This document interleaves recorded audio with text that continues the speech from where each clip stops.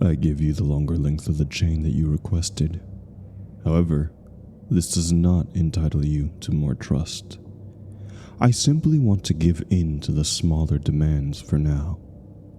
Originally, when I had decided to give in to your request, I had planned to sedate you for the process. However, I changed my mind. I left the capped needle with a dosage of midazolam in my pocket. I attached the chain to the metal eye hook to the ground first, and then pull the full length out straight to show you the difference. You smile at me, delighted, and applaud silently. I can't help but smile back.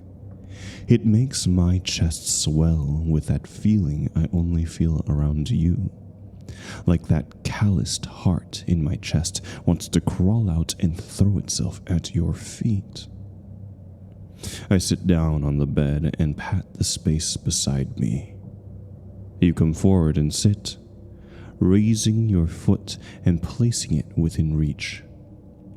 I gesture to your other leg, and when you raise it, I bring both feet into my lap.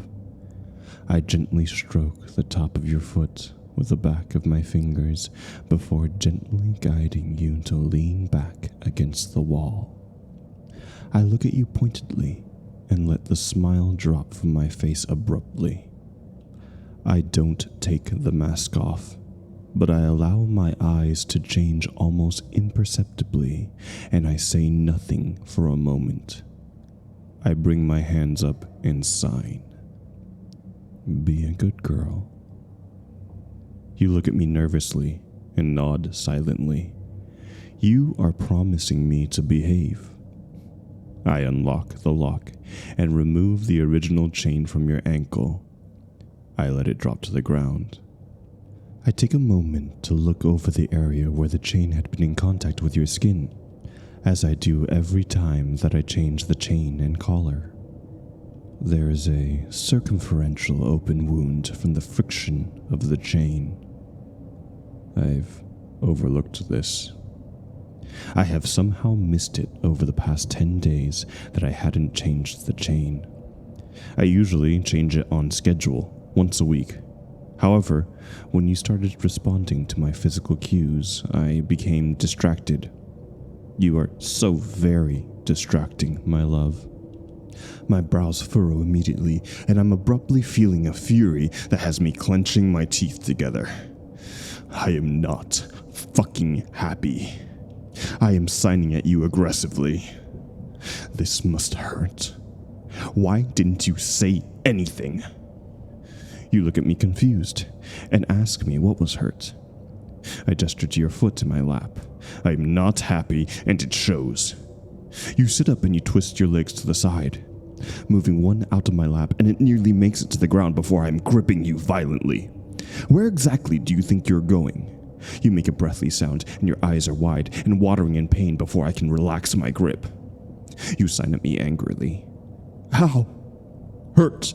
Be nice. That was not nice. You smack the hand gripping your leg before you can stop yourself. I don't release you, but my fingers relax almost immediately. You are watching me nervously, but with a little fire behind your eyes as you move slowly this time so you can look at your ankle. I feel my chest constrict. I am usually calm and collected under pressure, and others, I am realizing that my missteps and sudden outbursts of emotion are all coming from loving you. It is a high cost, and again I find myself questioning my behavior. I reason that I knew the risks and take a slow, even breath. You look genuinely surprised when looking at your ankle before signing back to me. I didn't know. The chain hurts all the time. I didn't know it was so bad. You move your feet back into my lap. It is a possibility that there was some neuropathy due to your early actions of pulling or fighting the chain, which would explain why you are unaware that you are injured. It takes me too long to realize that earlier you spoke to me like I was a bad puppy nipping at you.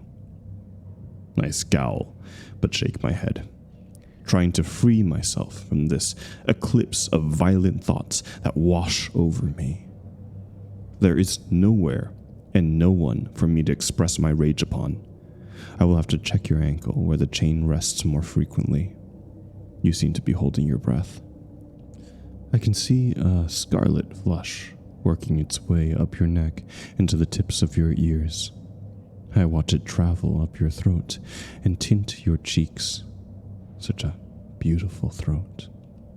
I know my hand will wrap around it and fit perfectly, and I would be able to feel your pulse thrum against my fingertips.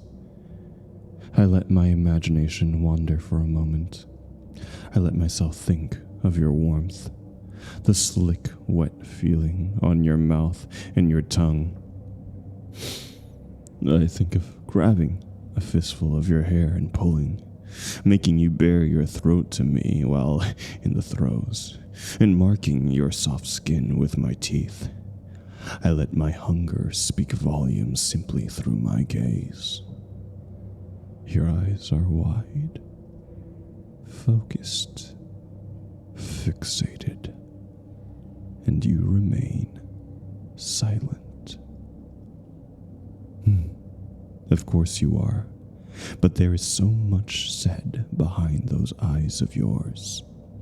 I take a measured breath before I secure the chain around your other ankle, and I tap your foot when I'm done. You remove your feet from my lap. I sign, telling you to stay put.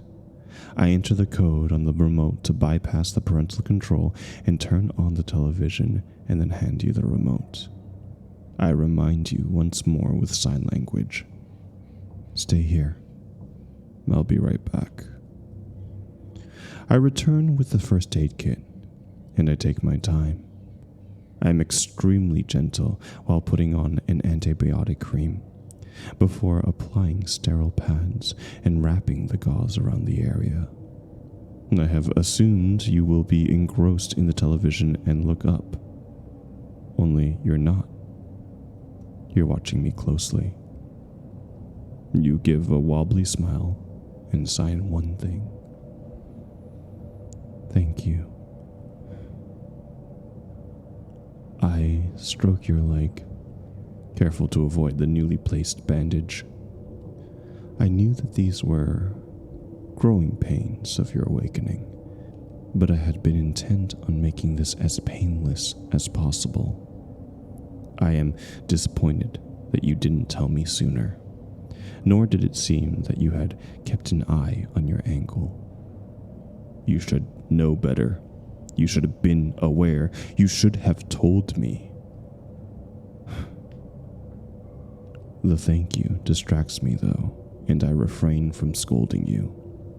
I suppose the wound itself is enough of a lesson, but I would have to remind you that your body was mine. It wasn't meant to be hurt or scarred or marred in any way. You are safe. You are loved. You are mine.